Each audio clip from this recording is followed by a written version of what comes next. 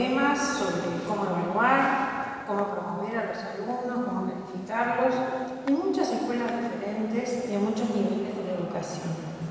Entonces, cuando me preguntaban en qué puedo ayudar, no puedo dejar de pensar que en temas de evaluación no es que uno pueda tomar una cuestión aislada y, por ejemplo, discutir si una previa o dos previas, o ese tipo de cosas, sin pensar en el marco completo de esa cuestión tan difícil de resolver, que es cómo evaluar los aprendizajes. Generalmente, cuando tengo que trabajar con profesores sobre este tema, lo primero que pregunto es cómo saber que alguien sabe. ¿Cómo sabe un profesor que un alumno sabe? ¿Qué clase de cosas puede saber? ¿Cómo las sabe? ¿Con qué profundidad las sabe? ¿Y cuánto cree el alumno en eso que está aprendiendo? Si cree que es cierto o simplemente lo aprendió porque es una forma, un camino para aprobar la materia. Y como a nosotros nos interesa en una escuela que los alumnos cuando aprenden algo lo aprendan en serio, que lo aprendan porque les interesa y por un camino donde les gusta también lo que significa aprender algo, porque lo aprenden para que dure bastante tiempo, no solamente para aprobar una prueba de evaluación, porque lo aprenden para poder usarlo fuera de la escuela, porque les sirve también como un camino para aprender cosas nuevas. Y en realidad el sentido que tiene la existencia de una escuela es que los alumnos aprendan así, que aprendan en serio, para lo cual tienen que hacer siempre, tengo que decirlo, tienen que hacer un esfuerzo. El camino por el cual los alumnos aprenden es lo que se denomina estudiar. Y quiero decirles que hay muchas investigaciones sobre este tema que demuestran que lo más importante, el factor más importante que hace que los alumnos aprendan son las decisiones que ellos toman, que el propio alumno toma acerca de cómo estudiar, cuándo estudiar,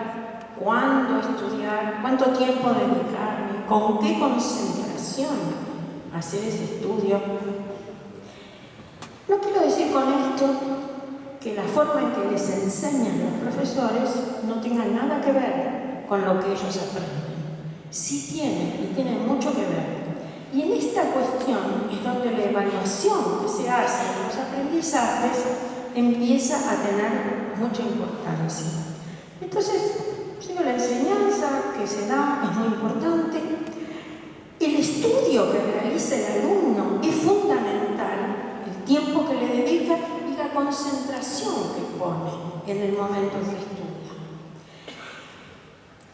Y la evaluación parece siempre una especie de punto de llegada.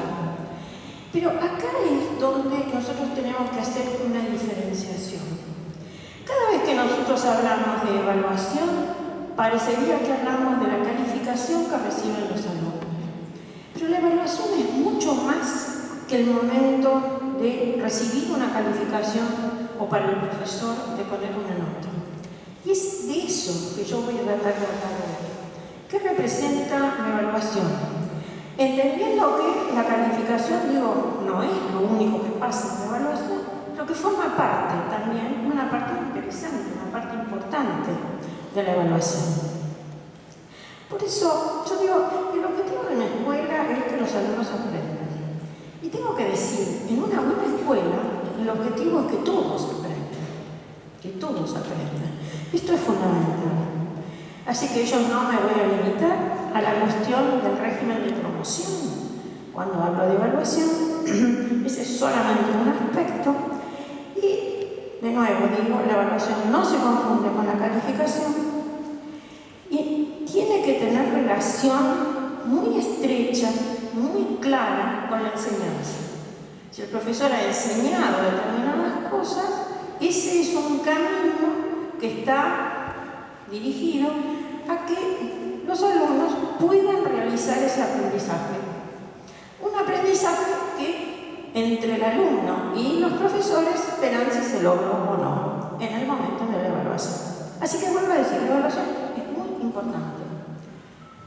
importante la enseñanza, es importante la evaluación y es importante el estudio, lo que hacen los alumnos para aprender. Vamos a hablar entonces de algunas cuestiones que están relacionadas con este tema que tenemos que tratar hoy, que es el tema de la evaluación de los aprendizajes y algunas cuestiones que tienen que ver con las calificaciones y con la promoción de los alumnos, con la aprobación de los cursos.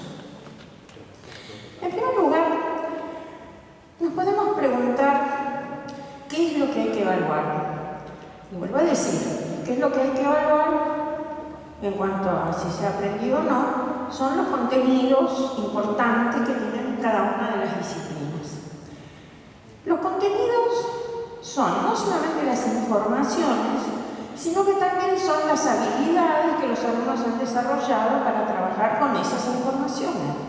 Es decir, razonan, qué clases de razonamiento tienen, están limitándose a repetir simplemente algo que aprendieron.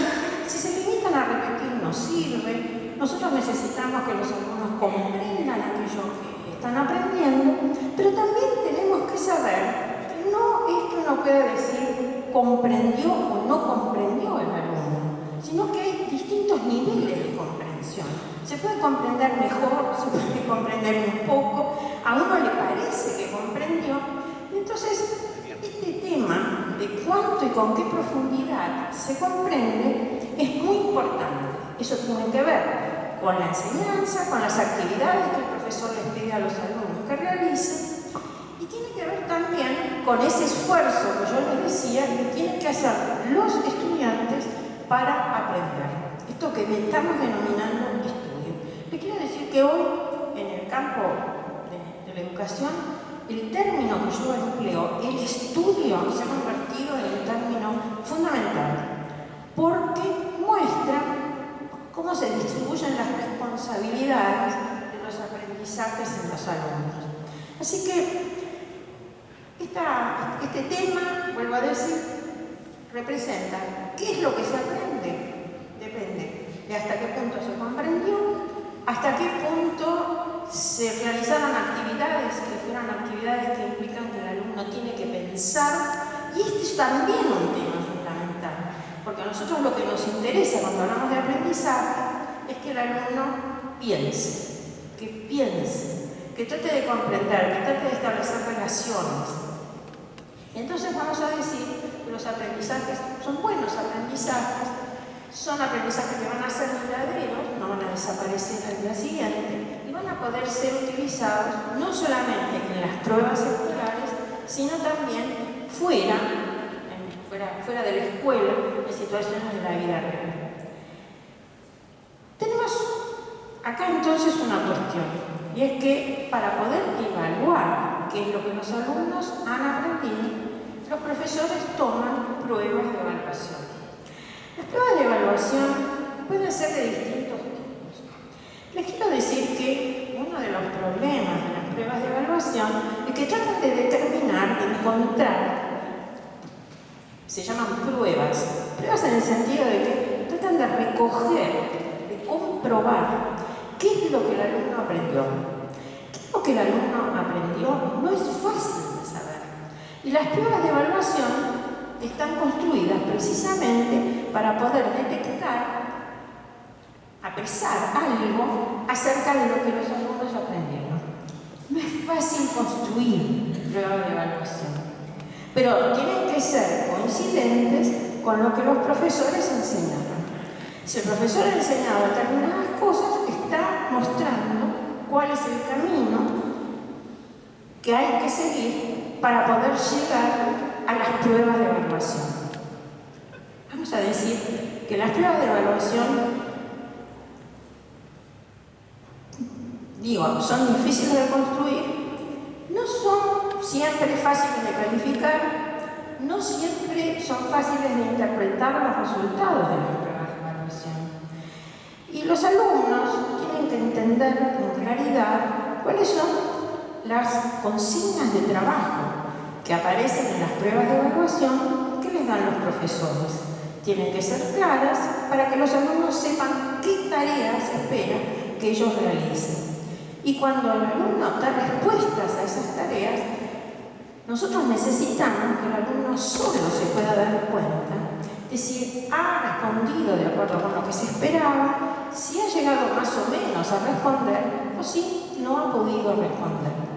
Vamos a volver sobre este tema, porque este tema es central entre las cosas que los alumnos tienen que aprender. Tienen que aprender cuándo saben todo lo necesario para que ellos puedan responder y cuándo no han logrado llegar a esa respuesta. Y vuelvo entonces al tema del estudio, porque si el alumno no es capaz de diferenciar cuándo realmente ha aprendido lo que se espera que él aprenda y cuándo no ha aprendido, en el momento de estudiar uno se pregunta, ¿cómo sabe que ya sabe y no necesita seguir estudiando? ¿Cómo decide cuánto estudiar? ¿Sigue estudiando? ¿Ya sabe y pasa a otra cosa? ¿Suspende ese trabajo y se dedica a otra tarea? Para eso necesita poder diferenciar si aprendió lo suficiente o no aprendió lo suficiente. Y en ese sentido es que es muy importante que el alumno esté atento respecto de cuáles son los objetivos, los propósitos que tiene el aprendizaje que el profesor espera que él realice. Porque él necesita tener esas pistas para saber cuándo ha estudiado ya todo lo suficiente y cuándo le queda trabajo por hacer y todavía no ha logrado terminar. La cuestión de las pruebas de evaluación, y esto siempre es necesario recordarlo, implica que el alumno se prepare para ellas y que en el momento de las pruebas de evaluación, como no se va a esperar que él simplemente repita, sino que genere, cree nuevas respuestas, necesita tiempo para pensar.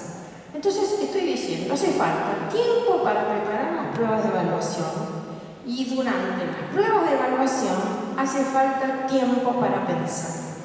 Entonces, estoy diciendo acá que, a mi juicio, no es bueno que las pruebas de evaluación se superpongan unas a otras, que haya simultáneamente muchas pruebas de evaluación y que no haya tiempo para responderlas adecuadamente.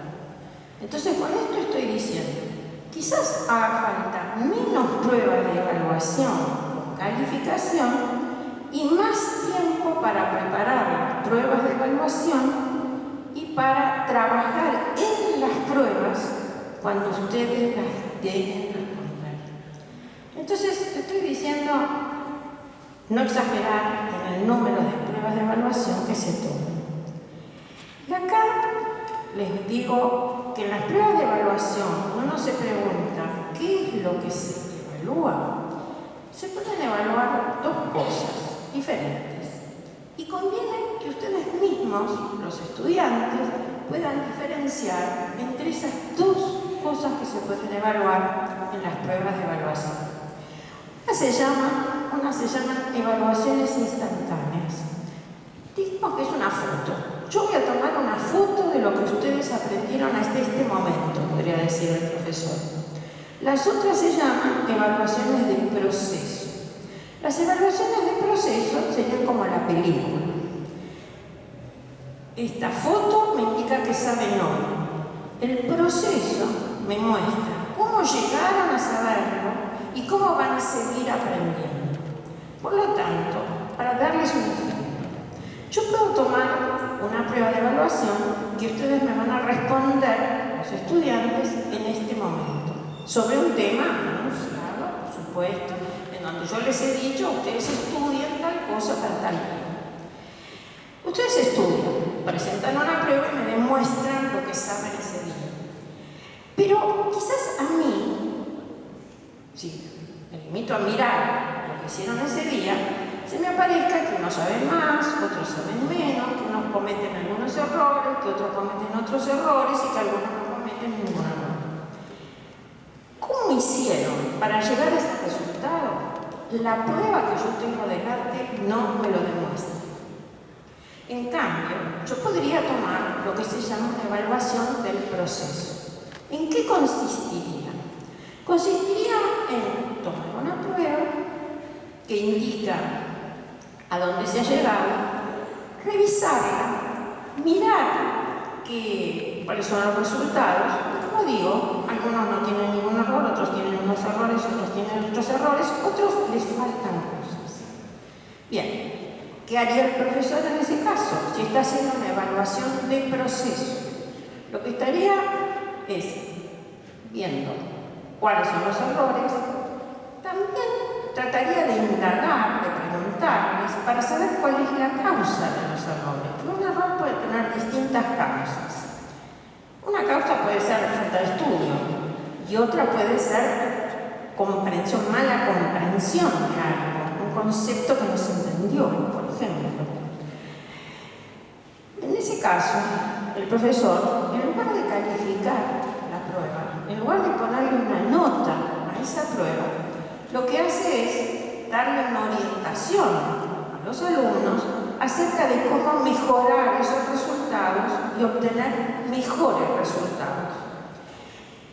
Con esa devolución que hace el profesor, el alumno tiene posibilidad de seguir trabajando en ese mismo trabajo, tema, lo que sea. No recibir una calificación antes. Y en realidad, la va a recibir recién al final, cuando el alumno haya tomado en cuenta, y si es que ha tomado en cuenta las orientaciones del profesor, y entonces aprende no solamente a dar un buen resultado en la primera ocasión, sino a ir mejorando el trabajo. Les quiero aclarar que siempre se puede mejorar, que aunque haya estado bastante bien en la primera, si recibe buenas orientaciones de los profesores, va a poder mejorar y va a obtener mejores resultados. Cuando yo digo, la evaluación puede ser instantánea, les tomo una foto hoy y hoy la califico, o la evaluación puede ser de proceso, y entonces tomo la foto hoy y sigo dando orientaciones para mejorar, la califico recién al final. Y esto no es injusto, porque de todas maneras, siempre, aún los que lo hicieron bien de entrada, podrían hacerlo mejor a lo largo de ese proceso. ¿Por qué interesa el proceso? Porque uno no solo le interesa que el alumno demuestre que algo aprendió, sino también le interesa saber cómo es que está aprendiendo. Entonces la evaluación se refiere no solo a unos conocimientos que se saben en un día de prueba determinado, sino que, y esto es lo fundamental, no es un momento para la evaluación y otro momento para la enseñanza, sino que son momentos en conjunto de evaluación y enseñanza. Evalúo, enseño, procurando que el final sea de trabajos buenos, de buenos trabajos para los alumnos y en lo posible para todos los alumnos. Entonces, estoy diciendo que evalúo, puedo tener pruebas de evaluación diferentes. ¿Qué relación hay entre el sistema de promoción y el porcentaje de alumnos que aprueban? Quiero decirles que se ha comprobado que hay relación entre las dos cosas. Cuando los sistemas de promoción son sistemas en los cuales solamente se utilizan evaluaciones instantáneas, y sobre la base de esas evaluaciones instantáneas se resuelve si los alumnos aprobaron o no las materias, en general los resultados muestran que hay mayor índice de fracasos. Que en cambio, cuando se instalan sistemas de evaluación de los procesos en donde los alumnos tienen la posibilidad, se les da la posibilidad de hacer el trabajo de nuevo, de mejorar los resultados y de ir avanzando, entonces mejoran los índices de aprobación. Así que, en este caso, lo que estoy diciendo es que usar evaluaciones de proceso y no solamente evaluaciones instantáneas siempre va a ser bueno y va a mejorar la posibilidad de que los alumnos aprueben las materias. Para los alumnos que tienen dificultades, para los alumnos que efectivamente en la enseñanza normal, corriente, no logran obtener los resultados casos, lo que se utilizan son prácticas de ayuda escolar. Clases, por ejemplo, de ayuda escolar fuera del horario. Y son lo que técnicamente se llaman prácticas de retención. ¿Qué quiere decir de retención? Retener a los alumnos para que aprueben, no para que se queden simplemente, sino para que se queden aprendiendo y aprendiendo lo que la escuela espera que ellos aprendan. El régimen de promoción que nosotros utilizamos es lo que se llama un régimen de promoción por promedio. Ustedes saben cómo funciona, se suman las notas, se divide por el número de notas y se obtiene ese promedio. El promedio como régimen de promoción no es bueno, tengo que decirlo. Yo sé que es el que se usa en la Argentina y es el que usa en la Argentina en todas las escuelas secundarias y en las universidades. Pero no es un buen sistema. ¿Por qué digo que no es un buen sistema? Por varias razones. Entre otras, nosotros decimos que no describe bien la situación del alumno porque un alumno, por ejemplo, que tiene un 4 y un 10, tiene el mismo promedio que un alumno que tenga 2 7. Pero el que sacó un 4 y un 10 hizo un trabajo más o menos malo en una cosa y excelente en otra, mientras el que sacó 2 7 es un alumno que hizo 2 trabajos medianos. Y son 2 situaciones completamente diferentes. Entonces, digamos que el promedio permite compensar la ignorancia en una cosa con el conocimiento de otra. Y desde el punto de vista de la educación, esto no tiene mucho sentido. Después, pone el mismo peso en las notas de trabajos que pueden ser algunos muy importantes, que cubren muchos contenidos, y otros trabajos que son chiquitos y que cubren pocos contenidos.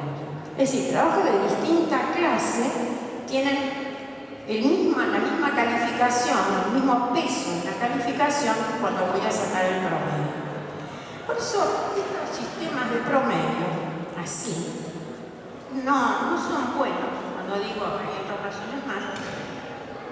Y no es tan difícil mejorarlos.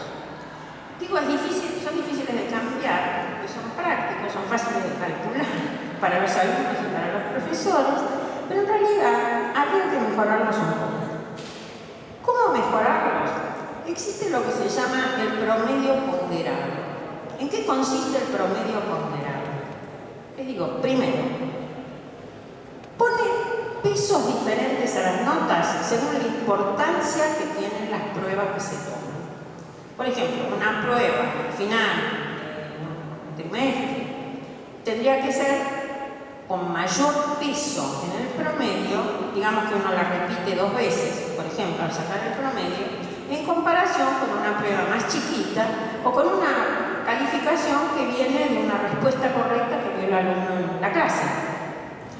Entonces, lo que se llama media ponderada o promedio ponderado es una manera de diferenciar pruebas y que se pueden diferenciar también en otro sentido, que para el régimen de promoción es muy importante. Si los alumnos, cuando existe esta promoción por promedios, sacan notas bajas a principios del año, por ejemplo, les va a resultar muy difícil llegar a tener un buen promedio al final. Pero puede ser que al principio tengan dificultades y que después logren ir superándolas.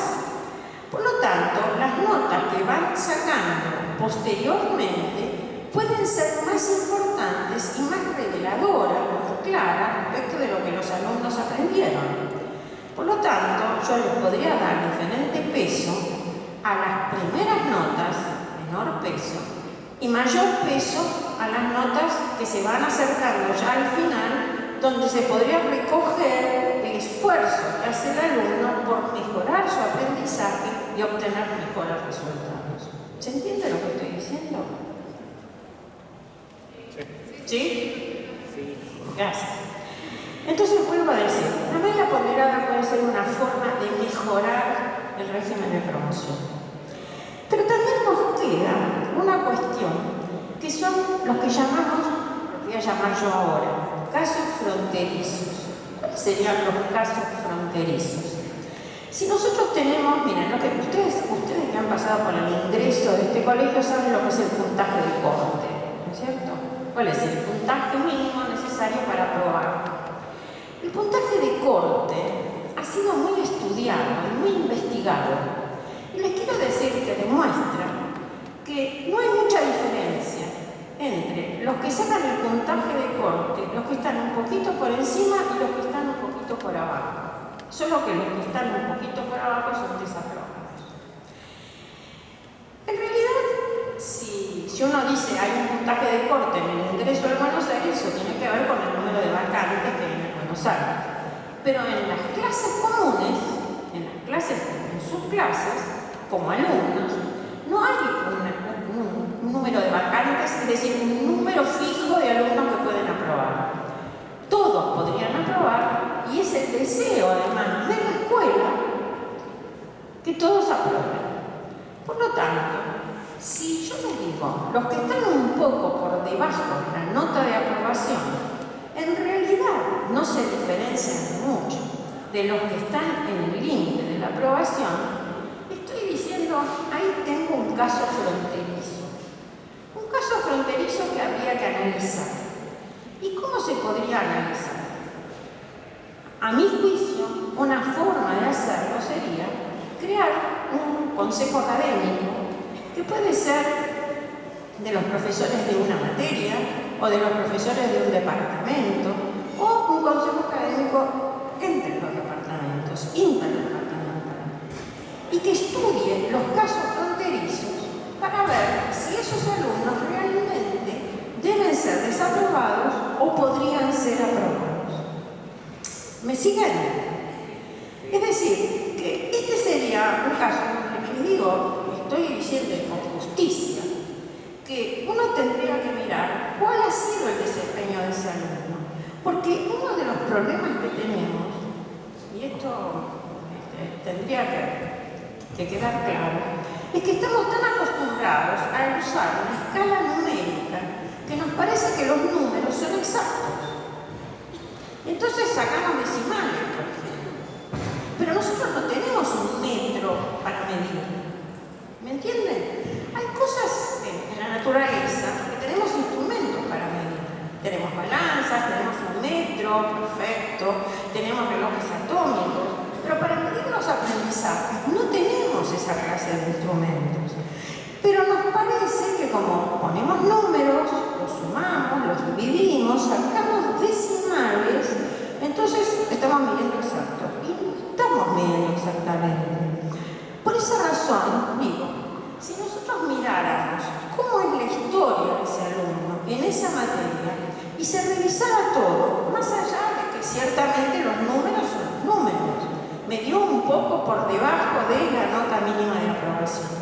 ¿Qué pasaría si tuviéramos una carpeta con el trabajo de los alumnos y pudiéramos analizar qué es lo que ha ido pasando con ese alumno a lo largo del tiempo? Les quiero decir que esto se podría hacer con todos los alumnos del colegio, pero que hay una situación particular, esto que he llamado los casos fronterizos.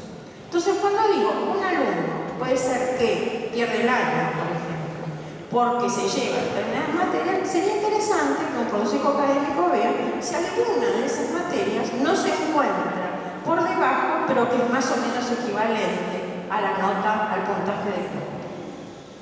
Para eso sería necesario que ese consejo académico analice cuál ha sido el desempeño del alumno a lo largo del curso, y aunque el número le dé un poquito por debajo, tendría que mirar si no corresponde dárselo por aprobado igual. Esto es una idea que yo puedo transmitir al colegio acerca de que a mí me parece que hay ciertos casos que habría que tratar específicamente. Además, nosotros usamos calificaciones. Calificaciones numéricas, pues nuestras escalas son numéricas. La escala numérica que nosotros tenemos es de 11 grados, de 0 a 10. Pero no están definidos los grados. Y al no estar definidos los grados, los profesores los pueden interpretar de distinta manera y los alumnos también los interpretan de diferente manera. ¿Qué quiere decir 4, 5, 6, 7, 8. Cuando al alumno le ponen 8, ¿qué significa para él el 8? ¿Qué quiere decir 8? ¿Qué información le da el 8? Le dice, bueno, probó. Y el alumno sabe que no es lo mismo un 8 de un profesor que un 8 de otro profesor. Porque realmente no están definidos. No están definidos. No es que yo diga 8 es tanto y significa tanto. Pero el alumno sí necesitaría saber qué significa. Para eso, yo creo que es necesario que ustedes, alumnos, conversen con los profesores y profesores conversen con los alumnos para explicarles qué significa cada uno de esos números para ese profesor y para que se entienda qué quiere decir él con ese número. Lo vuelvo a decir, un número tiene una equivalencia conceptual. Habría que explicar o llegar a un acuerdo respecto de cuál es ese significado, para que el alumno al recibir la calificación efectivamente se entere de qué es lo que quiere decir. Las escalas numéricas no dan cuenta, no dan mucha información. Pero en evaluación se ha creado algo que a lo mejor algunos profesores ya están usando y que permite entender mejor qué es lo que ese profesor califica, cómo lo califica y dar una mejor y más completa información a los alumnos acerca de los resultados en sus trabajos. Esas formas mejores de evaluación son lo que se llaman rúbricas. No sé, yo calculo que hay algunos profesores en el colegio que las usan. Les puedo explicar en qué consisten, pero mi consejo sería introducir las rúbricas en el proceso de evaluación para poder dar buena información a los alumnos. Una rúbrica es, si me entienden, ustedes me dirán si entienden lo que digo, una matriz de doble entrada. ¿Saben lo que es una matriz de doble entrada? ¿No? Imagínense un cuadro que está formado por filas y columnas. ¿Con esto se ubican? Una tabla. Una tabla donde tengo filas y columnas que las cortan. En las filas pongo qué aspectos del trabajo voy a evaluar. Por ejemplo, la exactitud de los datos, o si la redacción es correcta, o si la ortografía está bien, etc. El profesor construye la rúbrica, según la materia, según el trabajo que va a evaluar. Y las columnas marcan los niveles de calidad. Por ejemplo, las columnas podrían ser muy bueno, regular, malo. ¿Qué hacen? Dicen, por ejemplo, exactitud de los datos que ha usado en el trabajo, muy bueno, regular, malo. En ese cuadrito donde se cruzan exactitud y muy bueno, diría, por ejemplo, todos los datos utilizados en este trabajo son exactos, no ha cometido ninguna error. ¿Entienden? Entonces, en cada uno de esos cuadritos está definido exactamente qué quiere decir. La combinación de lo que se va a evaluar y la calidad con la cual se presenta en el trabajo.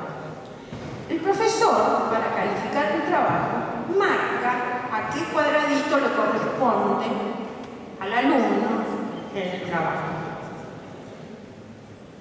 El alumno, lógicamente, de esta forma, comprendería cuál es la calificación que le puso el profesor y por qué se la puso. Pero lo interesante de las rúbricas es que el alumno las tiene presentes en el momento de estudiar. No es que le aparecen después, que le toman una evaluación y después le aparece una nota, sino que el profesor prepara la rúbrica y se la da al alumno para que el alumno prepare el trabajo que se va a evaluar. ¿Se entiende? ¿Más o menos? ¿Lo repito? Díganme ustedes. Esa es la dificultad por la cual toda innovación cuesta implementar. No, sí, pero les quiero decir que las rúbricas ya se están utilizando en casi todo el mundo y en los distintos niveles, desde el jardín de infantes en adelante. A ver, vuelvo a decir, yo tengo una tabla. En la tabla dice qué cuestiones, qué aspectos interesan en esto que el alumno va a tener que hacer. Yo le encargo que haga un trabajo o le tomo una prueba de evaluación en donde él tiene que realizar algún tipo de trabajo. Entonces, cuando yo le encargo que trabaje, yo le doy lo que se llama rúbrica. Disculpen, yo no lo llamaría rúbrica, pero se llama así. Así que, bueno, entiendan qué quiere decir. Es una tabla en donde digo, por ejemplo, dije esto, exactitud en los datos que incluye en su respuesta. La exactitud, y después puedo, en lo que son las filas de la tabla, puedo poner otros aspectos. Entonces, exactitud en el trabajo, y en las columnas pongo cuál es la calidad. Si está muy bien, está regular o está mal, por ejemplo. Entonces, cuando el profesor lee el trabajo del alumno, dice, en cuanto a los datos, ¿están todos bien? ¿Están completos? ¿Cometió errores? ¿Cómo son los datos que usó? Y en los cuadraditos que se forman por la combinación de la fila y de la columna, está definido qué quiere decir muy bien. Está escrito qué quiere decir muy bien. De tal manera que el profesor, cuando califica, marca cuáles son los cuadraditos que corresponden, y el alumno, cuando estudia, preparándose para la evaluación, el alumno tiene a la vista la rúbrica. ¿Entienden? Se la dan antes, no es que aparece después. Se la dan antes. Dice que el alumno, cuando está preparando las pruebas de evaluación, sabe perfectamente qué cosas son importantes, qué criterios va a tener el profesor para calificarlo y, por lo tanto, adecua su estudio a la evaluación.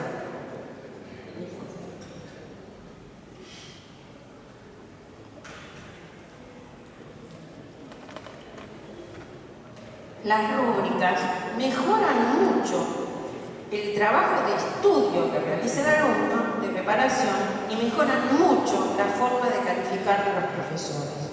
Y mejoran la comprensión que tienen los alumnos de lo que espera el profesor, y el profesor le ayuda muchísimo para comunicarle a los alumnos qué es lo que espera que los alumnos hagan. ¿Se entendió ahora? ¿Sí? Bien.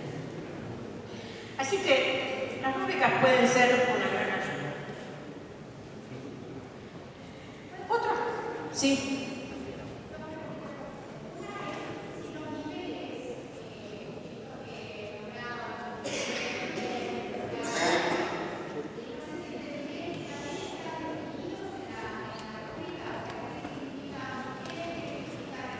Lo que estoy diciendo es que la rúbrica es una combinación, por eso digo tiene doble entrada. Las filas y las columnas. El cuadradito es la combinación de la fila y la columna. No te oigo.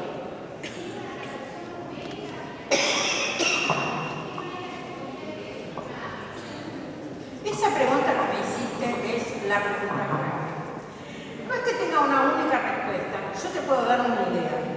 Porque en realidad es una evaluación cualitativa que se tiene que transformar en numérica. Este es lo más difícil de todo. Sí.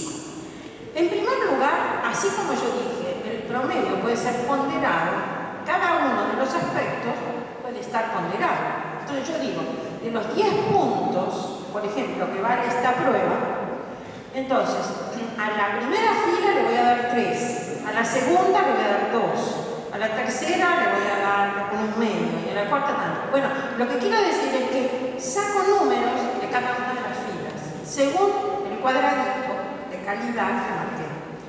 También yo podría decir, si bien esto es así, si el alumno en alguna de las filas necesita tener un mínimo en todas, si en alguna de las filas fuera 0, malo, entonces no lo apruebo. Eso es algo que yo le tengo que informar también a los alumnos de antemano. Es decir, esta fila vale tanto, esta fila vale tanto, esta vale tanto y esta vale tanto, pero si en alguna de las filas la calidad es malo, el trabajo no estaría aprobado. De todas maneras, acabo de decir que yo, frente a esas situaciones, tengo dos posibilidades. Decir, está desaprobado, está mal, o decir, no está terminado todavía. Tiene oportunidad, por eso le estoy dando información, le estoy diciendo qué tendría que mejorar para aprobar. Entonces le puedo dar una oportunidad, por ejemplo, de recuperación. No le pongo la nota en la primera, sino que se la pongo después. Porque una de las cosas que se han demostrado en muchas investigaciones es que si uno les da a los alumnos la hoja con un número, los alumnos miran el número y guardan el examen. Si el profesor les señala cuáles son los errores, los alumnos miran el número y lo guardan, en lugar de mirar cuáles son los errores. Si los profesores les dicen por qué está mal, dónde están los errores, pero por qué están mal, los alumnos miran la nota y lo guardan. Si los profesores si toman más trabajo todavía y les dicen cómo corregir esos errores, miran la nota y lo guardan. Por eso, un consejo, si es que uno quiere usar la evaluación no solamente para aprobar o desaprobar, sino para que los alumnos aprendan mejor, un consejo es no poner la nota de entrada, sino darle la oportunidad al alumno de que mejore su trabajo, y una vez que lo mejore, si es que lo mejora, entonces efectivamente ponerle la nota. Así que si se entendió cómo funciona la rúbrica. También hay alguna otra posibilidad, que es que los alumnos tengan la oportunidad de hacer trabajos extra para mejorar sus calificaciones. Mejorar sus calificaciones porque no han desaprobado o porque quieren mejorarlas, simplemente mejorarlas. Darles la oportunidad de que hagan trabajos electivos entre varias posibilidades del profesor, como para tener lo que se puede llamar más créditos, es decir, subir su nota, incorporar esta posibilidad de hacer otros trabajos más. Este es otro camino por el cual lo que estamos buscando es que la evaluación sirva efectivamente para mejorar el aprendizaje y no solamente para decidir está bien, está mal, está aprobado o desaprobado. Estoy buscándole el camino para que la evaluación sirva al aprendizaje y no solamente sea algo así como un castigo o un premio para el aprendizaje, sino que efectivamente sirva para aprender mejor. Los trabajos extra son importantes, muchos colegios en donde se usan, por lo tanto creo que sería una idea para mejorar el régimen de promoción. Y acá quiero diferenciar también, porque he dicho hay trabajos selectivos, y esto ciertamente puede ser sumamente importante. No todos los alumnos son iguales. Los alumnos pueden tener distintos intereses y es posible que esto se pueda reflejar en la realización de, por ejemplo, trabajos que sean a veces más fáciles, más difíciles o distintos. Esto se desarrolla en lo que se llama, si me entienden, evaluación multinivel. ¿Qué es una evaluación multinivel? Yo puedo decir a los alumnos, para aprobar esta materia, ustedes por lo menos tienen que haber realizado estos trabajos. Pero también podría decir, hay alumnos a quienes, además de hacer estos trabajos, que son el mínimo necesario para aprobar, les interesa mucho la materia. Y hay temas dentro de la materia que les gustan mucho y que son capaces de realizar y se sienten capaces de realizar. La evaluación multinivel ofrece la posibilidad a los alumnos de no hacer solamente las evaluación iguales para todos, sino, por ejemplo, yo diría, acá tienen 5 problemas para resolver. De estos 5 problemas, necesariamente tienen que llegar a resolver bien el 1 y el 2. Pero si ustedes quieren, intenten resolver el 3 o el 4 o el 5, o 3, 4 y 5, lo que ustedes quieren. Porque si se sienten con fuerzas y les interesa y les atrae eso, tienen la posibilidad de demostrarlo. La evaluación multinivel es una evaluación que tiene algunas partes indispensables, que están fijadas, y otras en donde el alumno, vuelvo a decir, puede ser multinivel porque tiene distintos niveles de dificultad o porque representa, por ejemplo, distintas, y esto es un tema muy importante en la evaluación, distintas formas de expresión. Hoy nosotros podemos mostrar lo que sabemos de distintas maneras. Lo podemos hacer por escrito, lo podemos hacer, por ejemplo, redactando un escrito, resolviendo algunos problemas, haciendo algún proyecto, haciendo un video. Por ejemplo, podríamos representar nuestro conocimiento de diferentes maneras. Y en algunos casos es posible darles a los alumnos esa posibilidad de elegir los medios de expresión que están utilizando. Así que vuelvo a decir, las evaluaciones multinivel o con múltiples formas de expresión, hoy hay posibilidad de que sean utilizadas.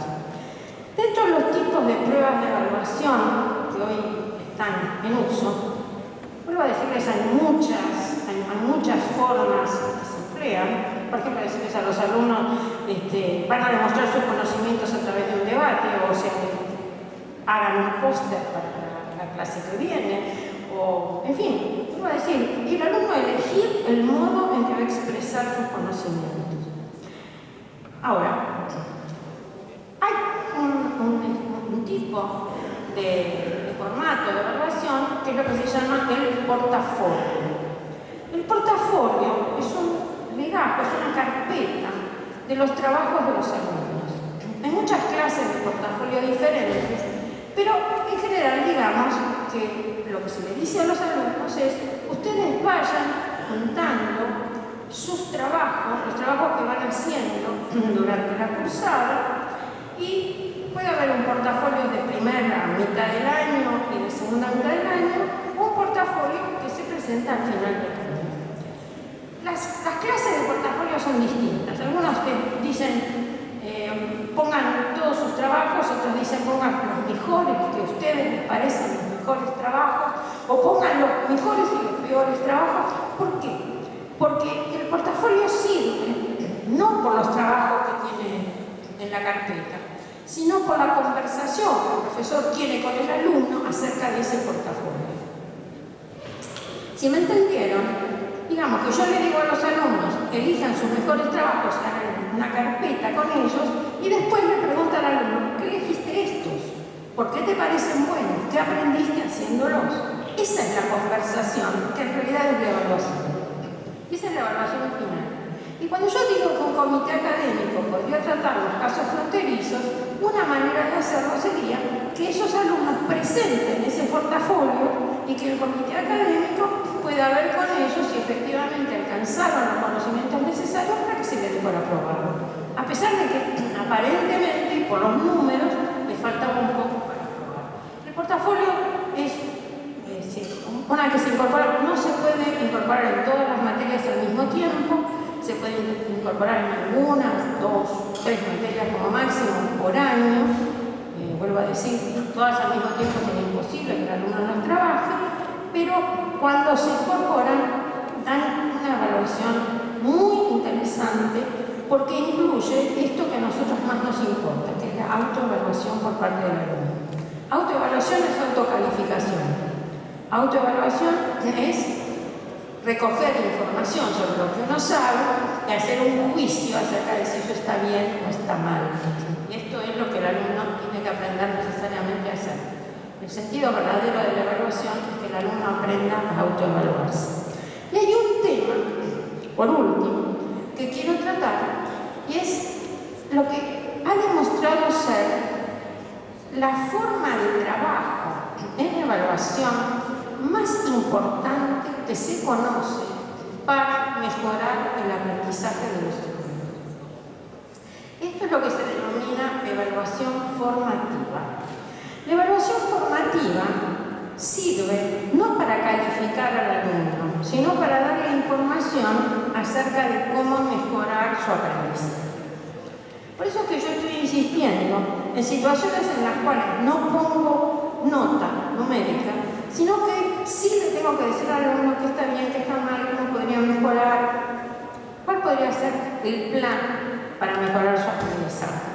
Esto, vuelvo a decir, es lo que se llama evaluación formativa. La evaluación formativa, quiero decirles que añade el trabajo al profesor, indudablemente.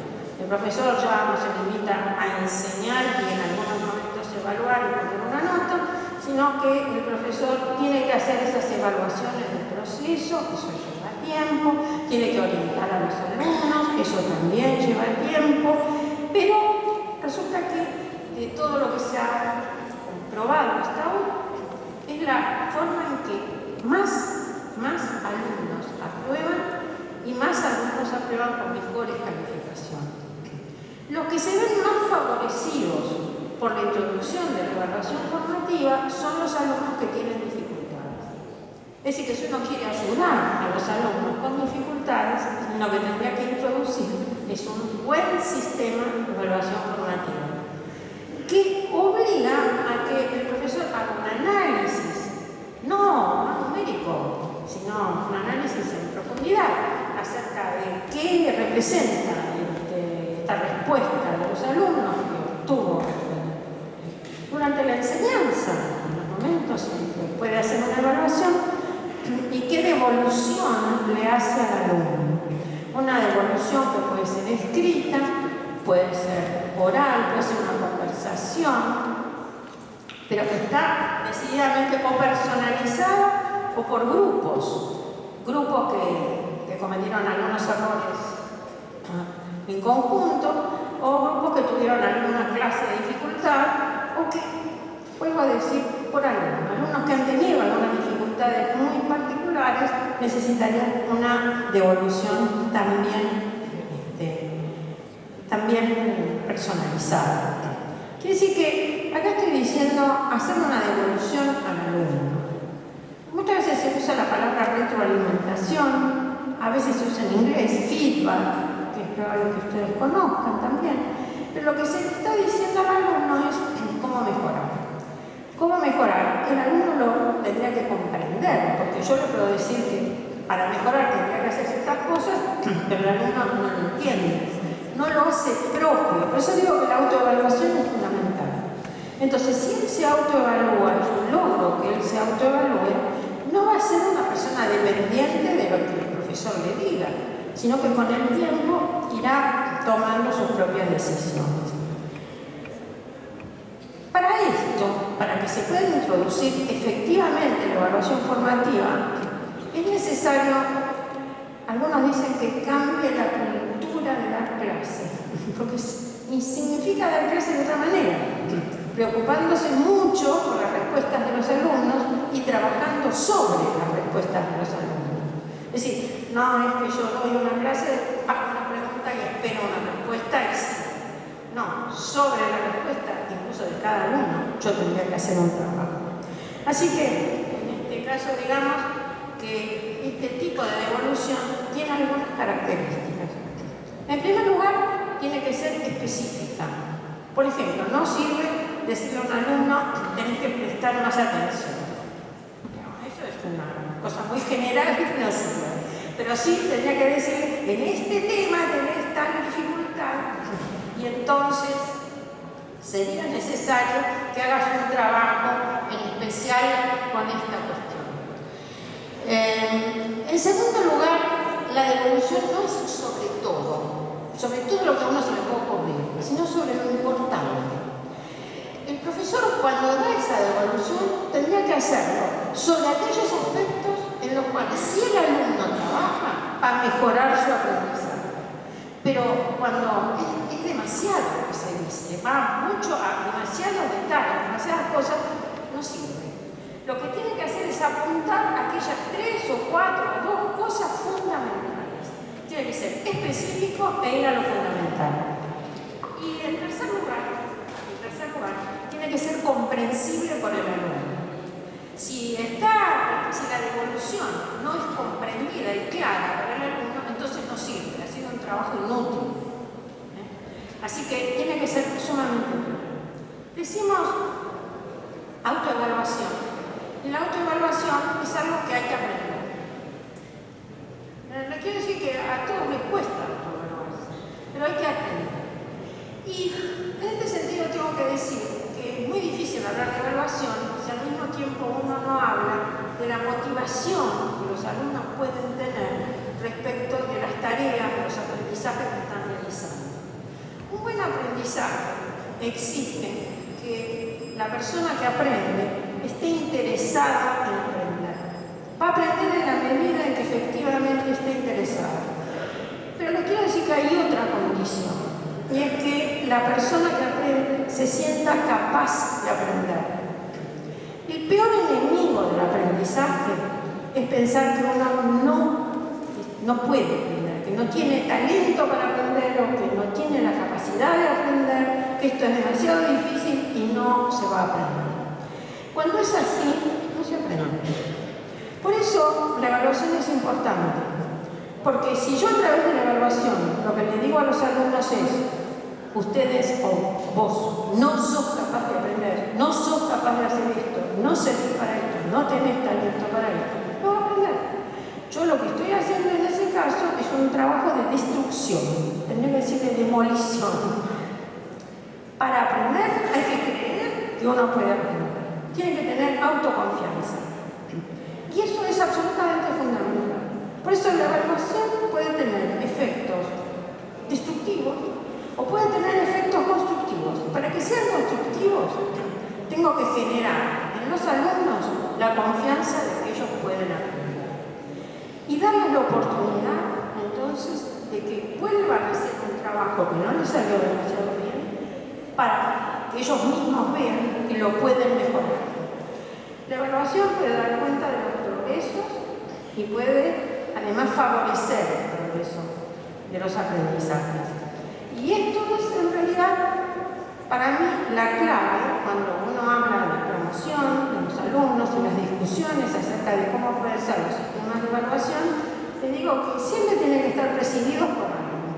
En primer lugar, la confianza de que los alumnos pueden aprender, de que todos pueden aprender, de que algunos es posible que tengan interés en aprender más, hacer cosas más difíciles en algunas materias, no todas, en algunas. Tengo que darles la oportunidad de que lo hagan y de que lo demuestren. Y en principio, entonces, cuando alguien tiene dificultades, ustedes han tenido un sistema de apoyo a los alumnos con dificultades. Ese tipo de sistemas son indispensables. Hay que ayudar a los alumnos cuando tienen dificultades. Y hay que darles la oportunidad de que hagan los trabajos y los mejoren. Aún habiéndolos hecho bien de entrada, siempre los pueden mejorar. Así que yo, en este caso, empecé refiriéndome a la responsabilidad del estudiante en sus aprendizajes. Me dije, lo que finalmente determina que el alumno haya aprendido o no es su actividad de estudio. El profesor tiene que enseñar y enseñar de la mejor manera y evaluar de acuerdo con lo que ha enseñado y lo que ha dicho, además, que los alumnos tienen que aprender. Pero los alumnos tienen que estudiar. Y acá, entonces, la responsabilidad es una responsabilidad compartida. Es compartida por profesores y por estudiantes.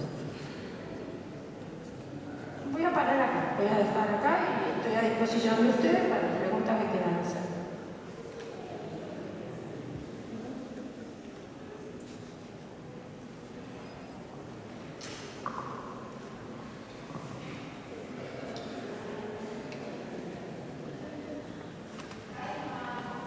No te oigo. Con respecto a la resistencia o al sistema de alumnos libres, ¿crees que un alumno resistente repetir un año es más o menos distinto, pedagógicamente hablando, con respecto a un alumno libre que tiene que estar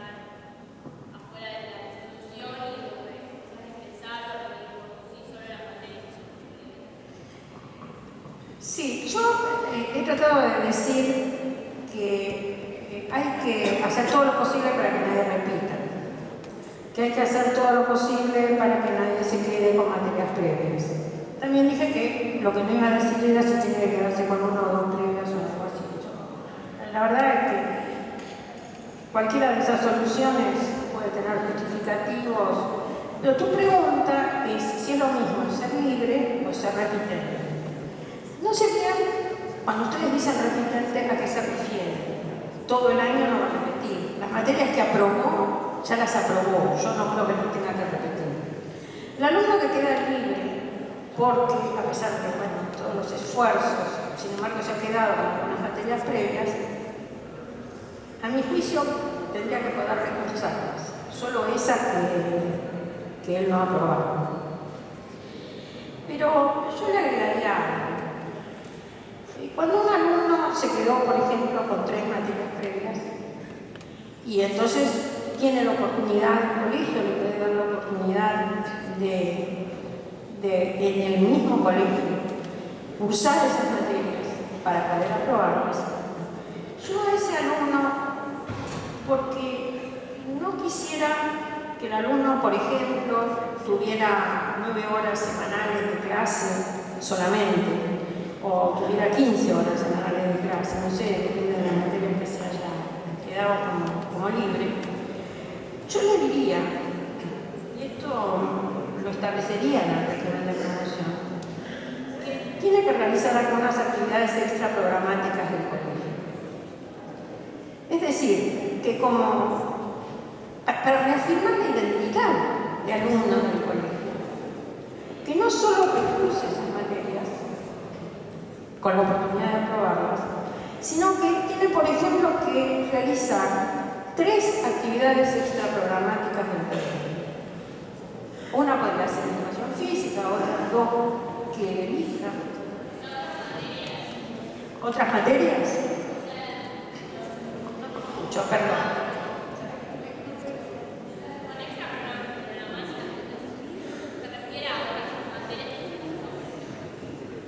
Yo digo, si quiere participar del coro, de la orquesta, del taller, de la revista literaria, pero que lo tiene que hacer sistemáticamente.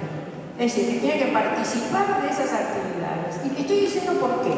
En primer lugar, porque yo creo que todos los chicos debieran participar de esas actividades. Si me preguntas, yo creo que debieran tener crédito curricular.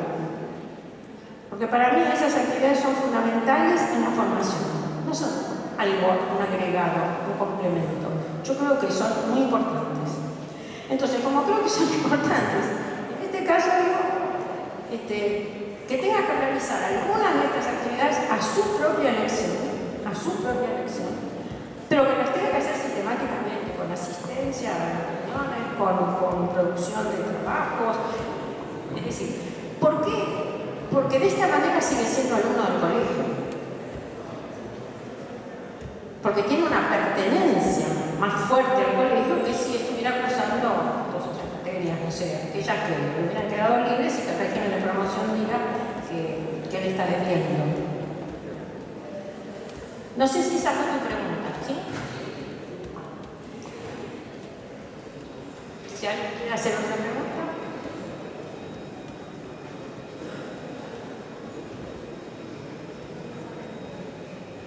Sí. ¿Por qué cree usted que es a veces tan difícil implementar, por ejemplo? ¿Por qué? ¿Por qué es tan difícil? Perdón. ¿Por qué es tan difícil implementar el régimen de evaluación rica? ¿De evaluación formativa? Sí. Mire, yo creo que cuando yo dije que es difícil, es porque para el profesor muchas veces implica romper esa diferenciación que suele establecer, por un lado, entre evaluación y enseñanza, momento de evaluación y momento de enseñanza. Y en segundo lugar, porque tiene que romper la identificación entre evaluación y calificación. Porque el objetivo de la evaluación formativa no es que se califique y porque en realidad siempre va a estar en la actitud de enseñar. Nosotros sabemos que en los momentos de evaluación a veces estamos en condiciones de enseñar, muchas veces enseñamos. Pero en este caso, el objetivo de la evaluación formativa formativa es hacer una lectura de lo que el alumno efectivamente sabe. Necesito saber también cuál es la causa de los errores. Miren, yo a veces doy algunos ejemplos. Hay algunos casos en donde, por ejemplo, Bodin, didacta de la matemática, a un aula de escuela primaria, les pregunta a los chicos cómo se calcula la superficie de un triángulo y los chicos le contestan que el 100% de los chicos pasa por altura sobre 2. Él se hubiera podido quedar contento y decir, los chicos saben. Pero dio un paso más. Les dibujó un triángulo, le puso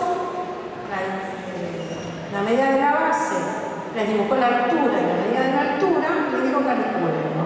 Solamente el 70% de los chicos lo contestó. Es decir, que sabían la fórmula, pero lo que nosotros sabemos es que alumnos que saben la fórmula no necesariamente la pueden aplicar en todos los casos. Bueno, ahí solamente el 70% de los chicos lo pudo contestar. Entonces les dibujó otro triángulo sin medidas y les dijo, calculen la superficie. Solamente el 46% de los chicos lo resolvió.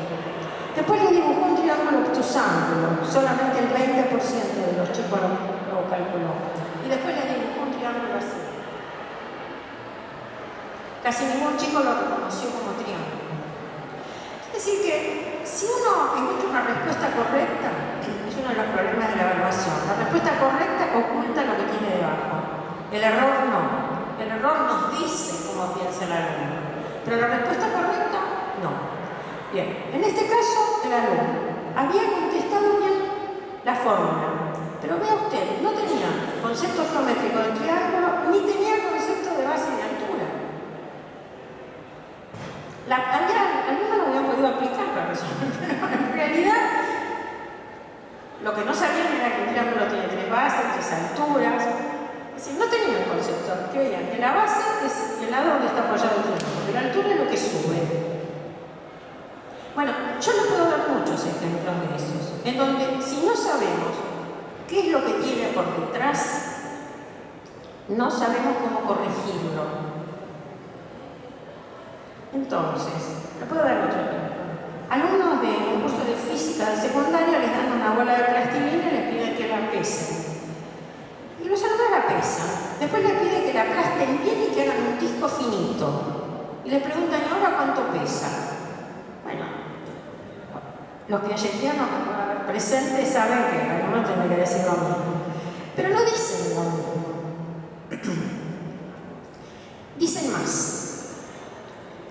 Hay quienes piensan que tendría que decir menos, porque como el disco era finito, no, dicen más. Y cuando les preguntan por qué, a esos alumnos, ¿por qué dijeron que pesa más? Dicen porque tiene más superficie y mayor presión atmosférica.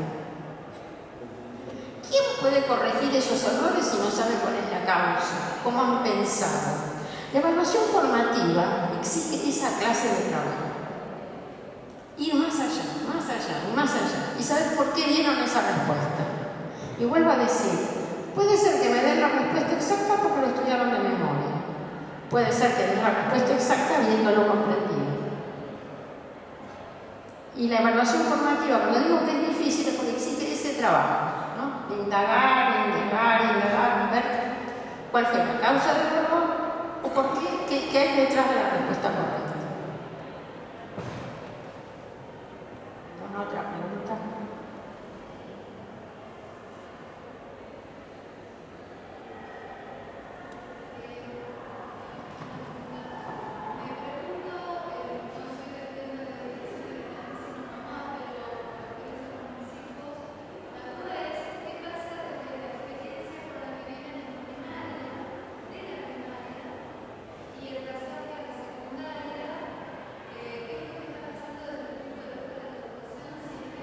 Desde el punto de vista de...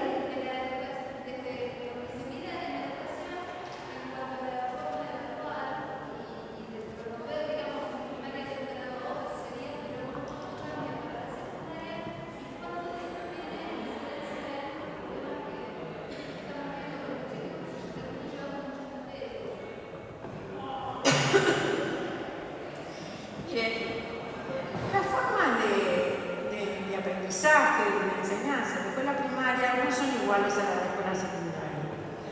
Esto les pasa a todos los chicos que pasan de la escuela primaria a la escuela secundaria.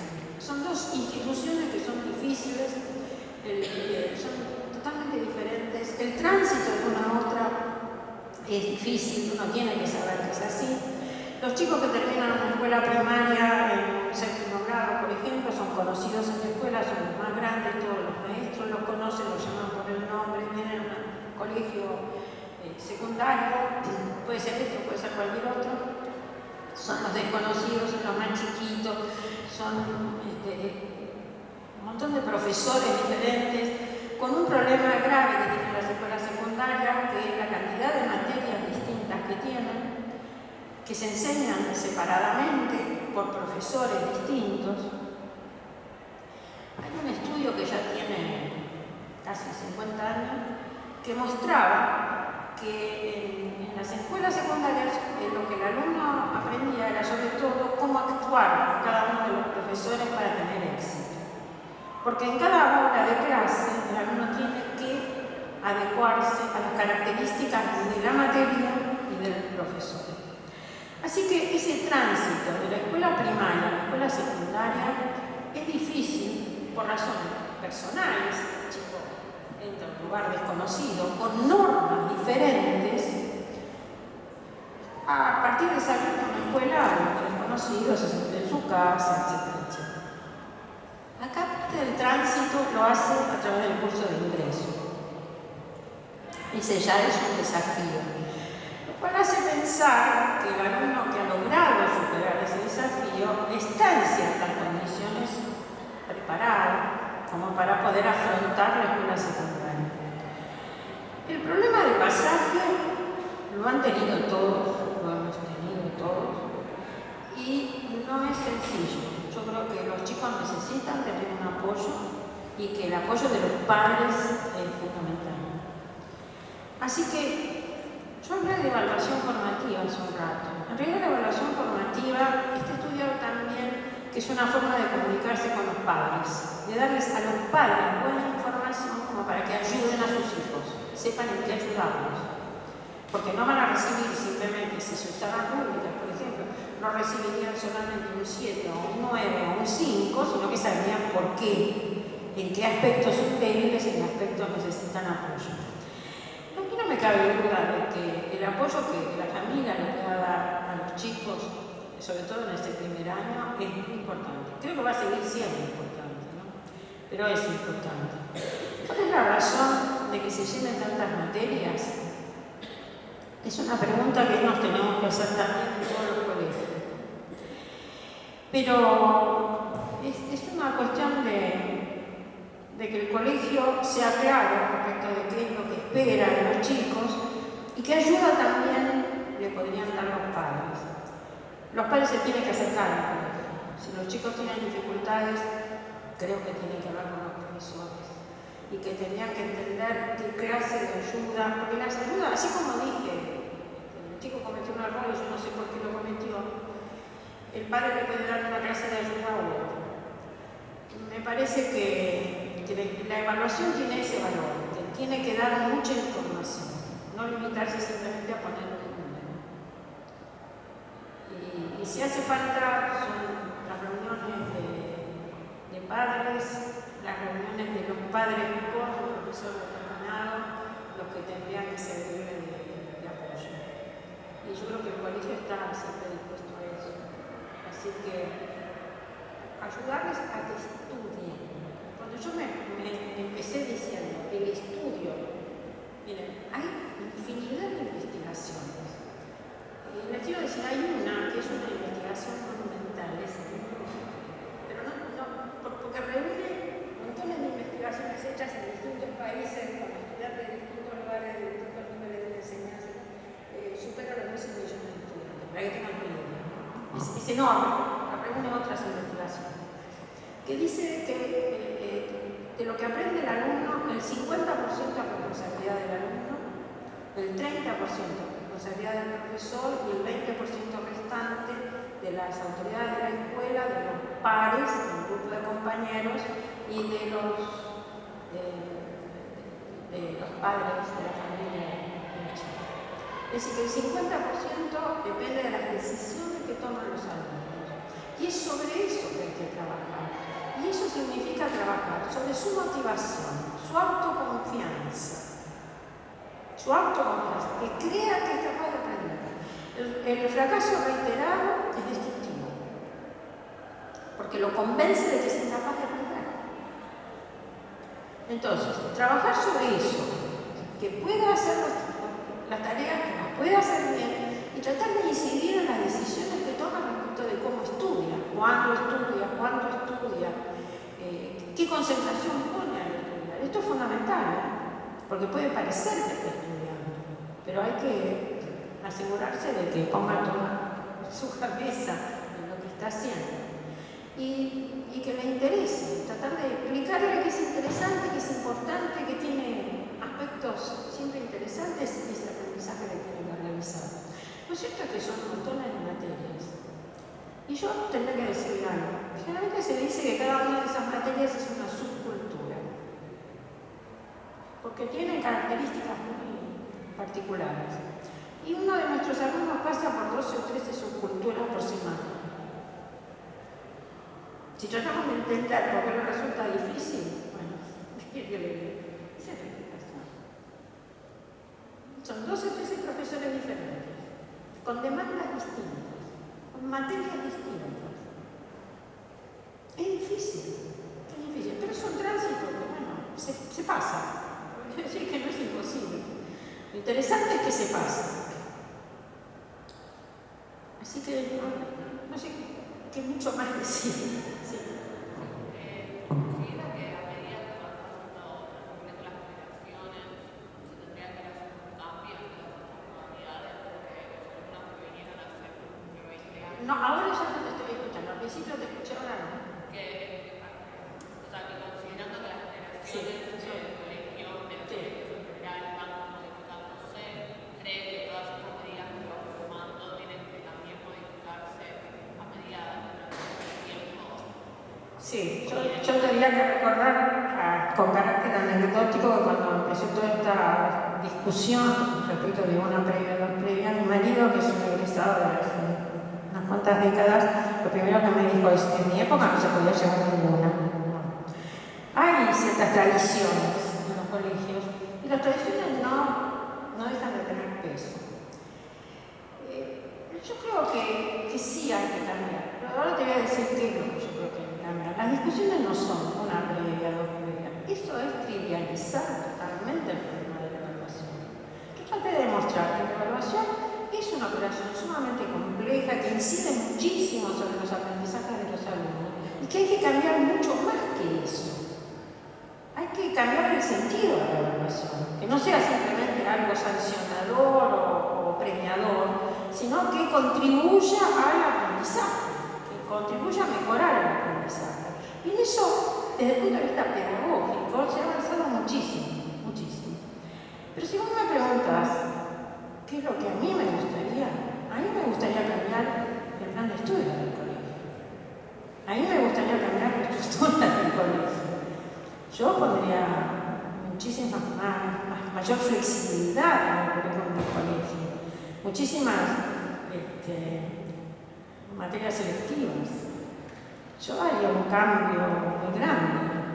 Así que sí, con el tiempo hay que cambiar porque incluso en la pedagogía nosotros tenemos mucho más técnicas. Y porque hay modelos de colegios que son mucho más flexibles. Con respecto a toda esta evaluación más intensiva y como de seguimiento a los alumnos, yo me pregunto, o sea, con la realidad que nosotros vemos hoy, ¿cuánto tiempo le tomaría en el sentido de cuántos cursos podría tener un docente? Y es porque en este sentido debería haber como muchos más docentes y que también ganen más. O sea, perdón, es la realidad, pero hoy, por ejemplo, los docentes están haciendo paro por su salario y deberían ganar más porque ellos deberían tener menos cursos y muchos docentes nuestros no solo tienen varios cursos acá, sino que también en otros colegios y que tienen otros trabajos. Entonces, ¿cómo manejar también esa realidad? Mira, las condiciones de trabajo son fundamentales. docentes. El régimen laboral de los docentes es fundamental. El estado ideal es el del docente por cargo, es decir, el hecho de que los docentes tengan concentradas sus horas en algún establecimiento, lo cual, y que no sean solamente horas de clase, sino que disponga de horas adicionales a las horas de clase, de manera de poder atender a los alumnos, de poder hacer muchos de los trabajos que obviamente implican profundizar en cuestiones relacionadas con la enseñanza y los aprendizajes de los alumnos. Así que en ese sentido es cierto que conviene que los profesores tengan concentradas las horas. Por supuesto, tienen que estar bien pagados, porque si no es imposible. Te voy a decir dos cosas. Es imposible que se pueda hacer el trabajo como corresponde, pero además pierde prestigio la profesión. Con lo cual, los que elegimos ser docentes, lo elegimos aunque tenemos una extraordinaria vocación, en algunos casos, porque bueno, no es demasiada la expectativa respecto de la profesión. Así que sí, el régimen laboral es decisivo. Tenés razón, es cierto, es un condicionante muy importante. Pero eso no quiere decir que las cosas que yo dije acá no se pueden hacer. Porque aún en las condiciones laborales que nosotros tenemos en este momento, sí se pueden hacer. Traté de ser realista. Sin embargo, yo digo, yo cambiaría la estructura curricular del colegio. Y cuando dije, me parecen muy importantes las actividades programáticas, extraprogramáticas, digo, tendrían que tener para mí crédito curricular. Yo las incluiría en el plan de estudio del colegio. Entonces, digo, hay muchas posibilidades de cosas que en las condiciones actuales podemos hacer. Y hay otras que tenemos que buscar el modo de mejorar las condiciones actuales para poder hacerlo. Pero tenemos que tener proyectos para eso. Tenemos que tener proyectos claros, no ideas vagas, proyectos claros, saber a dónde apuntarlos. Y yo creo que en este colegio importante en el país, y colegio de la Universidad de Buenos Aires, nosotros nos tenemos que proponer lo mejor. Cuando digo lo mejor, no es seleccionar a los mejores alumnos. Yo no estoy diciendo eso, en ningún momento dije eso. O sea, lo contrario, yo dije, la evaluación no tiene que servir para seleccionar, tiene que servir para mejorar el aprendizaje de todos y que más alumnos aprueben. Y yo creo que ese es un tema en donde, vuelvo a decir, hay una responsabilidad compartida entre alumnos y docentes.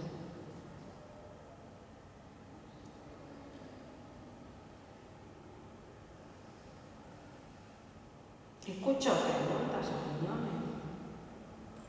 No, yo está contestada por lo que usted dijo, que el estado de situación es el que está ahora, con esta problemática, me da la sensación de estar discutiendo algunas cuestiones que son del siglo pasado, que ya tendrían que haber cambiado, pero bueno, estamos en la situación que estamos.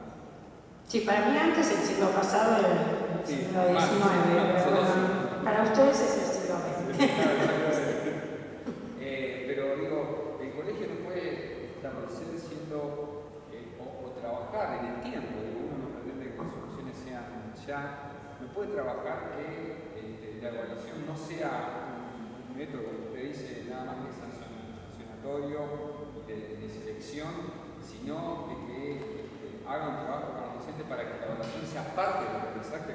Bueno, es que es eso lo que estoy diciendo. Pero yo digo, el colegio no tiene, la dirección del colegio no tiene potestad sobre los docentes para poder aplicar eso. Bien. Porque da la sensación de que las cátedras son libres, que cada uno tiene su ritmo y que no se lo puede tocar. Entonces hay docentes que realmente hacen cosas de hace 2 siglos, sinceramente, y hay otros docentes que realmente tienen una estructura de clase y pedagógica envidiable y que son muy actualizados. Entonces digo, ¿cuál es la función de la elección del colegio para poder decir, bueno, están en el siglo XXI, muchachos, o sea, hay que adaptarse a eso? Para mí está bueno también esto que yo planteaba de que los profesores tengan más tiempo de formación, yo creo, y de profesores que tengan cursos, no sé si de pedagogía o de formarse. Bueno, eso es esa política que también tareas. No, porque capacitación docente con 2 clases con los que usted ya vamos a cambiar un montón de cosas. Obvio, si este sistema de evaluación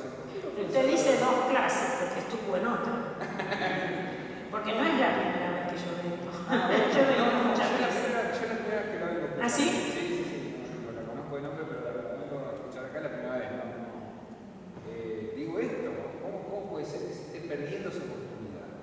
Mire, hay muchas cosas en la enseñanza que no dependen de alguien que le dé orden a otro. Se lo digo porque normalmente uno dice, para mí la dirección de una escuela es esencial. Quiero decir que así como digo, hay una responsabilidad concentrada en los alumnos también, cuando toman decisiones acerca de qué estudiar y cómo. Creo que también la dirección de las escuelas es fundamental en cuanto al proyecto de la escuela, al funcionamiento de la escuela, pero no hay un sistema, digamos, verticalista, en donde porque el director dice algo, eso se hace. Porque la enseñanza como actividad tiene algo que es propio, que es muy característico de la enseñanza, y que es una acción, es cierto, es una acción social, de intervención, ¿no es cierto? Pero tiene esa naturaleza de creatividad propia de quien realiza la acción.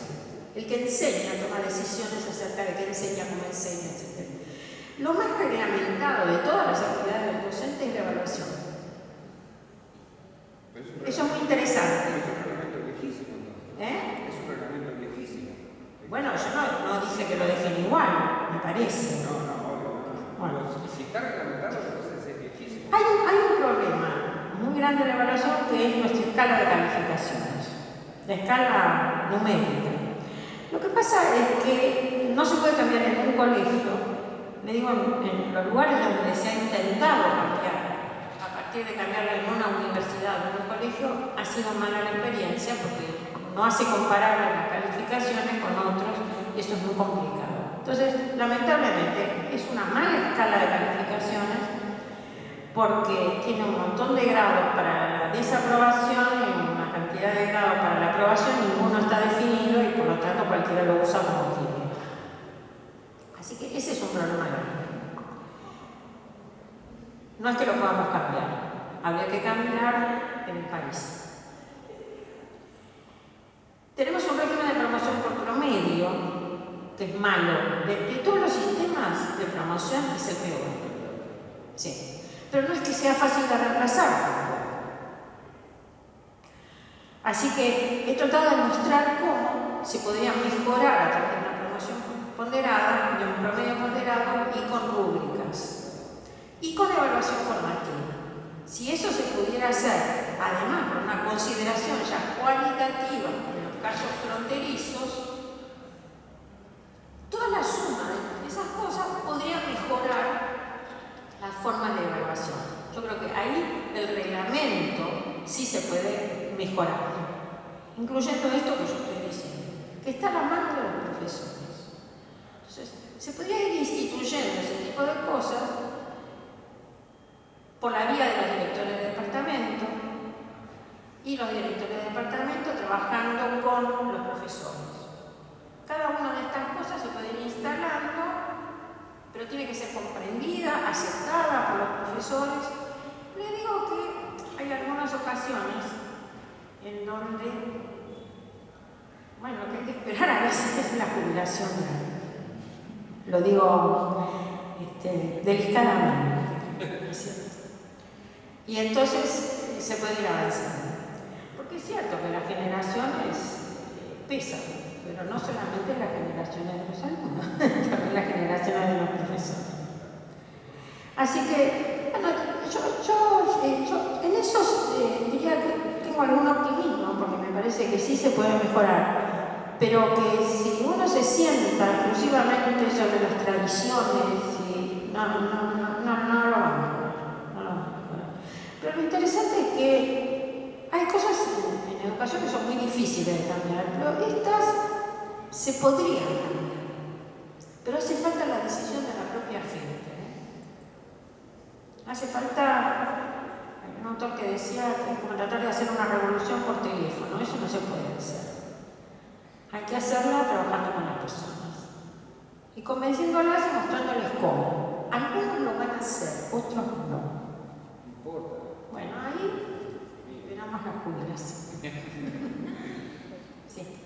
Que también puede ser que dentro de un nuevo sistema de evaluación y de que no haya promedios como los hay ahora, que haya también como una parte del alumnado que no quiera que eso suceda, porque se siente como esa cosa del esfuerzo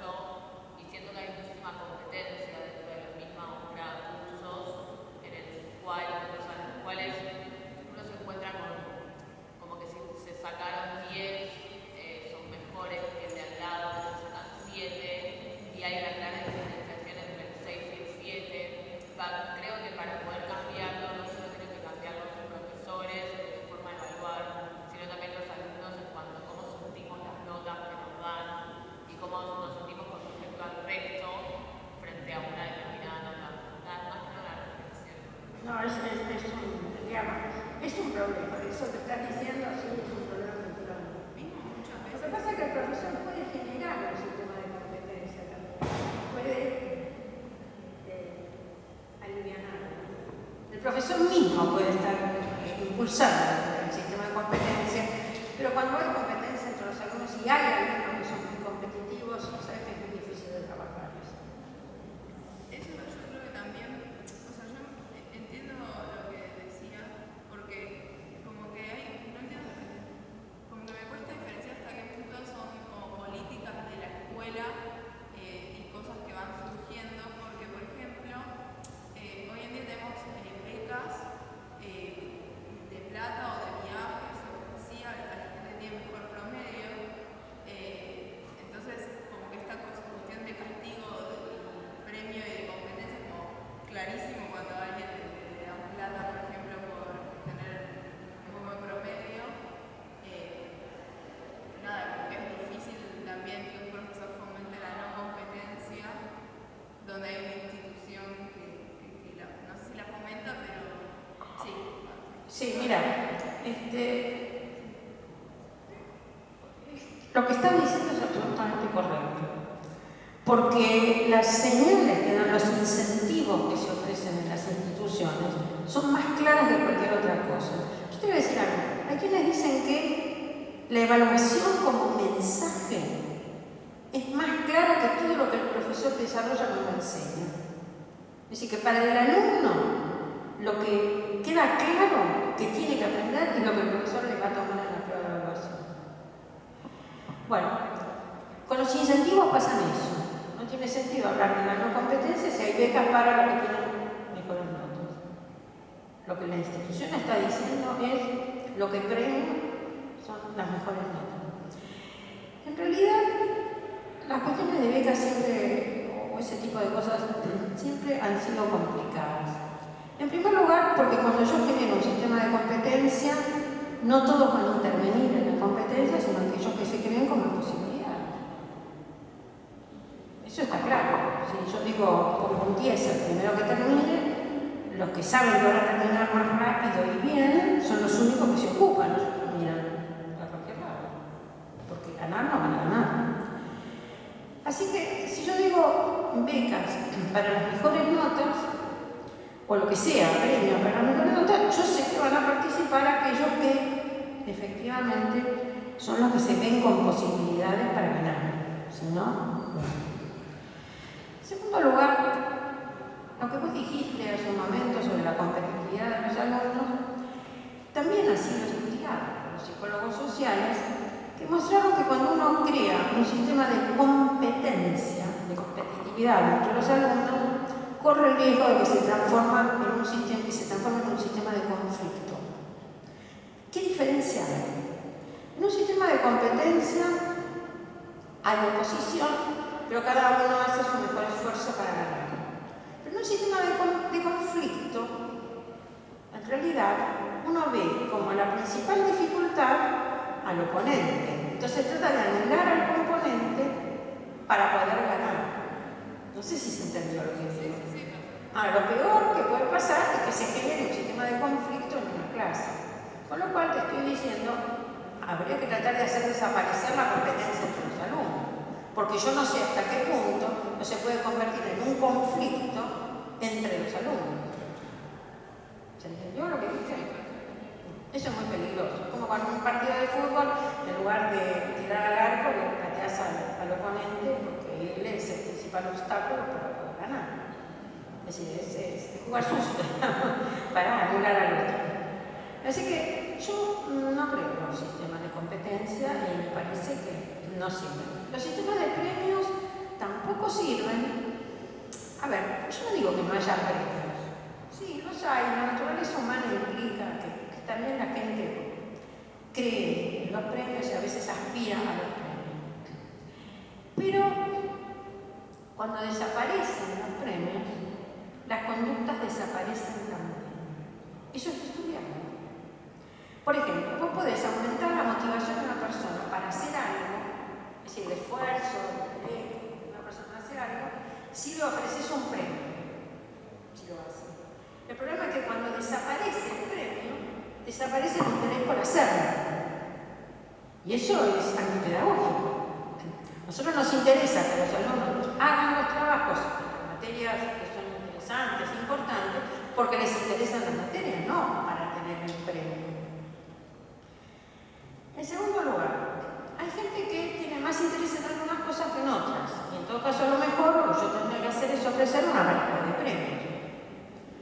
Premios para hacer esto o aquello o lo de más allá. Pero lo que no puedo hacer es concentrarlos en un premio, por ejemplo, por una actividad determinada. Tendría que tener una variedad de premios. Teniendo siempre cuidado de que aquellos que no reciben el premio no se consideren castigados. Y eso es difícil, Eso es difícil. Porque en la competencia puede ocurrir que los que no ganen se sientan muy defraudados. Y eso es malo. Entonces, yo diría, quizás un sistema en el cual existan premios, reconocimientos que tengan que ver con lo que se ha hecho. Por ejemplo, sos muy bueno en ciencias, entonces vamos a hacer un campamento científico, vas a ir al campamento científico. ¿Entendés? No te voy a dar una medalla, sino que vas a hacer una actividad en función de eso que te gusta hacer y que haces bien.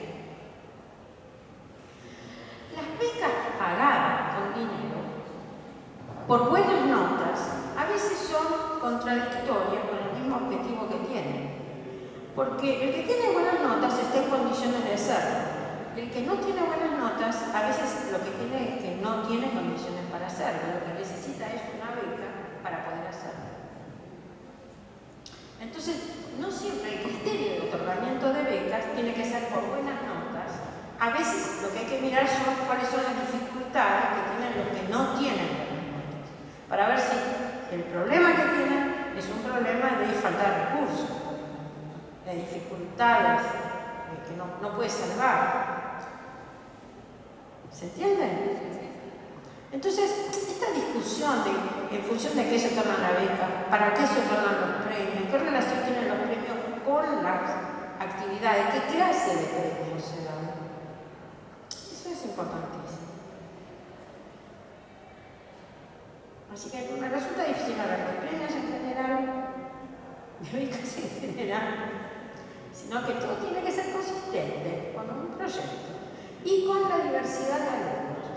Porque un tema que yo un poco pude mencionar es que los alumnos son diferentes y que el profesor tiene que atender a las diferencias y de evaluación también. Yo hablé de evaluaciones multinivel y también hablé de actividades selectivas y de evaluación formativa. La evaluación formativa atiende a las diferencias, a la diversidad de las personas. Y dije también actividades selectivas. Actividades selectivas, porque los alumnos son distintos. Así que yo enriquecería muchísimo el currículum de la escuela, el plan de estudio de la escuela, con gran cantidad de actividades selectivas y mucha más flexibilidad de lo que hoy tiene el colegio. Si ustedes quieren, puedo dar un paso más. Probablemente sea más difícil todavía. Ustedes están acostumbrados a tener una escuela que tiene primer año con todas las materias, segundo año con todas las materias, tercer año con todas las materias, con lo cual sí, cuando el alumno no aprueba con las materias hay que decidir si pasa de año o no. Se puede cambiar ese sistema por un sistema sin años, que funcione por correlatividades, con lo cual desaparece el problema de la repetición. ¿Entienden? Así que hay maneras, hay soluciones, hay buenas soluciones. Esa sería una.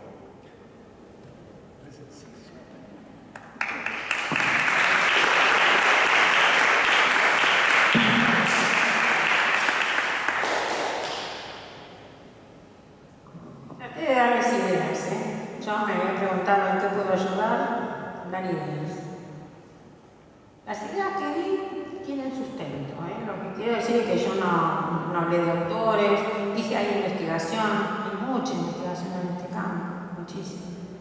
Y hay investigación en montones de países diferentes y mucho trabajo sobre lo que es la escuela secundaria, muchos modelos diferentes de escuelas secundarias. Así que, a pesar de que yo no mencioné autores, quiero decirles que por detrás sí hay muchísimo trabajo científico. Así que bueno, espero que les sirva, que las puedan usar. Gracias.